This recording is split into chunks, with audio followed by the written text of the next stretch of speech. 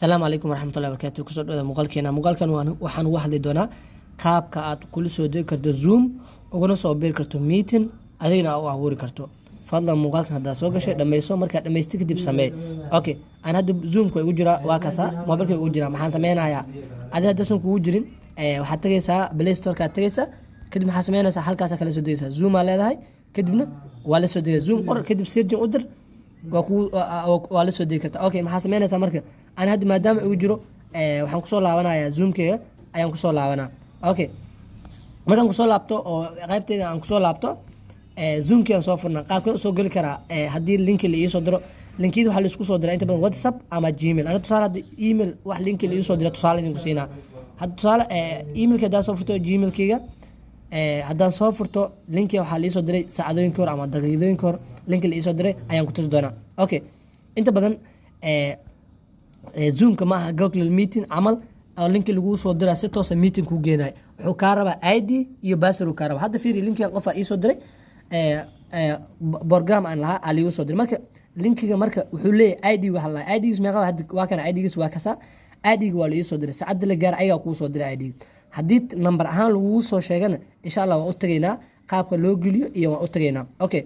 hadii oo laakiin linki ahaan lagu soo diray ID waa kasa ID ga ku dhufanaysa kadib waxa gelinaysa password ka gelinaysa passwordkana waa kana qaabka u gelin kartaa mas passwordka marka passwordka copy aa leedahay copy marka dhadid kadib waxa soo furi doontaa linkiga soo furi doontaa linki marka soo furtid kadib ana tusaale waa soo furnaya markaan soo furto si toos ah wuxuu igeyn doonaa zoomki wuxuu iga rabaa kaliya inaan geliyo password ID iga mara waa ID ga waa ii soo diray ana ku dhuftay laakiin mararka qaar waxa laga yaabaa meeting saacado kadib la qaban doono in lagu soo diro ID giisa iyo passwordkiisa kaas ama maxaa sameynaysaa hadda ID ga waa kan 9 waaye hadda idin tuso 9 iyo 5 46 kaas waay maxaa sameyn karaa meeshan dhan waa ka baxaya waxaan tagayaa zoomkii aan tagaa zoomka halkaasaan ka soo galaa kan dhan waa ka baxaa waxaan sameyn karaa marka zoomkii soo gala kadib halkan ID gelinayna maxaa sameyn karnaa okay meeshan joo left dhahart ka bax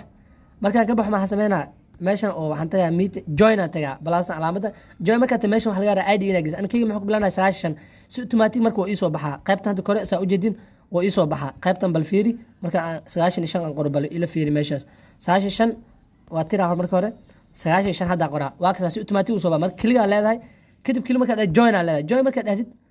wuxuu ku weydiin doonaa password marka intee ka keenaysaa passwordka markii hore lagu soo diray copy soo hadda meesha jooga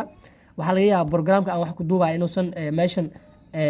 aadan u jeedin ama u suurtagelaynin inuu meeshan amal duubo marka hadda password laga yaraa maxaa sameynaysaa meesha meeting password code aad tagaysaa besta ku leedahay ama qoraalka lagu soo diray besta ku leedahay kadib okay leedahay okay marka dhadid tusaale hadda fiir ani meeting hadda si toos ah u gali doonaa bal la fiiri waqti yar sug marka meeting si toos ah u soo beeri kartaa haweenka khadka igu culus marka aad u maasantihiin assalaamu calaykum